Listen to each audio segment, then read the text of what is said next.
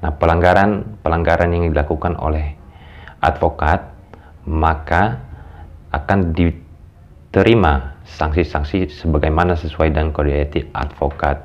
Nah, terhadap advokat yang sudah dilakukan pemberhentian sementara atau diskorsing dan juga telah dilakukan pemecatan dari keanggotaan profesi advokat, maka disampaikan kepada Mahkamah Agung untuk dicatat.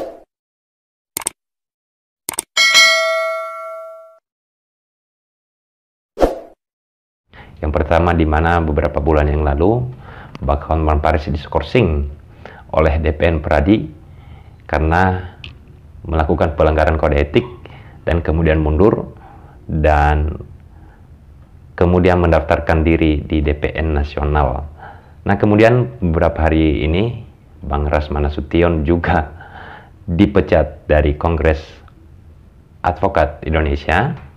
Hukuman-hukuman atau sanksi-sanksi yang diterima oleh advokat-advokat yang melakukan pelanggaran kode etik ada 4 poin, di mana advokat-advokat itu menerima konsekuensi terhadap pelanggaran-pelanggaran kode etik yang kemudian sampai di mana nama-nama advokat yang sudah melakukan pelanggaran kode etik advokat itu sesuai dengan kode etik advokat adalah disampaikan kepada Mahkamah Agung, di mana kita lihat dalam pasal 16 ada 4 poin, yaitu pertama, hukuman yang diberikan dalam keputusan dapat berupa peringatan biasa, peringatan keras, pemberhentian sementara untuk waktu tertentu, pemecatan dari keanggotaan organisasi profesi. Nah, itu pada poin pertama. Yang kedua, dengan pertimbangan atas berat atau ringannya sifat pelanggaran kode etik advokat, dapat dikenakan sanksi. Yang pertama, peringatan biasa bila mana sifat pelanggaran yang tidak berat. Yang kedua, tidak keras bila mana sifat pelanggaran yang berat atau karena mengulangi kembali pelanggaran kode etik dan atau tidak mengindahkan sanksi peringatan yang pernah diberikan. Nah, yang ketiga, pemberhentian sementara untuk waktu tertentu bila mana sifat pelanggarannya berat, tidak mengindahkan dan tidak menghormati ketentuan kode etik, atau bila mana setelah mendapatkan sanksi berupa peringatan keras masih mengulangi melakukan pelanggaran kode etik. Nah, yang keempatnya teman-teman, pemecatan dari keanggotaan organisasi profesi bila mana dilakukan pelanggaran kode etik dengan maksud dan tujuan merusak citra serta martabat kehormatan profesi advokat yang wajib dijunjung tinggi sebagai profesi yang mulia dan terhormat.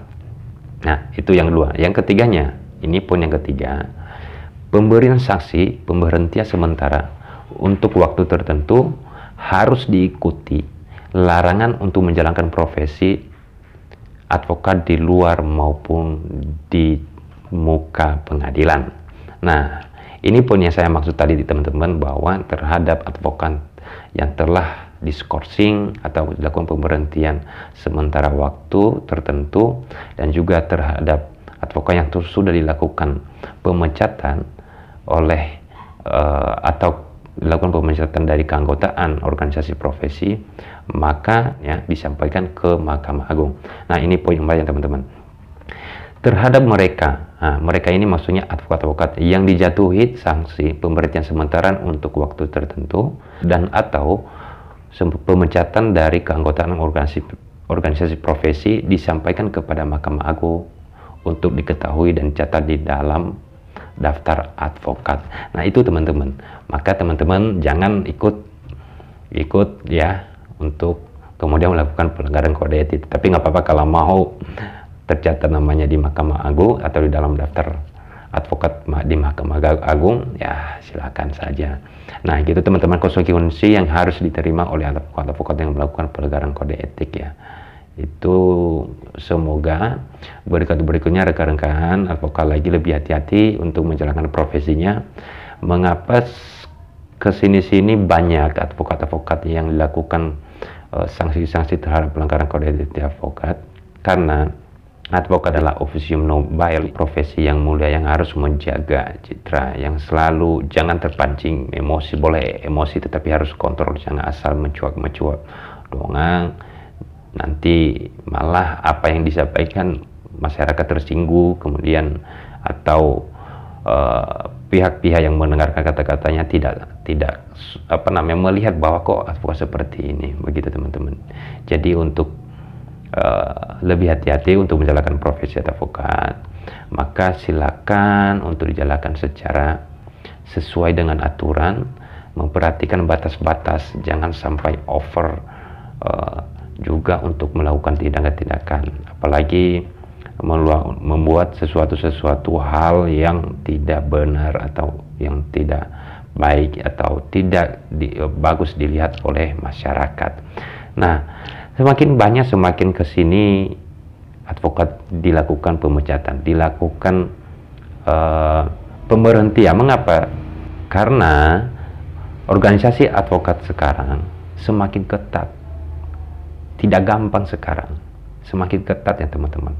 Itu benar-benar aturan-aturan di dalam organisasi profesi advokat itu benar-benar dibuat aturan-aturan sebagus mungkin ya, untuk kemudian diikuti oleh anggotanya. Maka advokat yang sudah masuk dalam organisasi advokat tidak boleh sembarangan teman-teman ya, harus mengikuti semua aturan-aturan yang ada. Oke teman-teman, kalau ada nanti pertanyaan-pertanyaan silakan masuk ke dalam kolom komentar, silakan untuk dibagikan video ini, dan sampai jumpa kembali.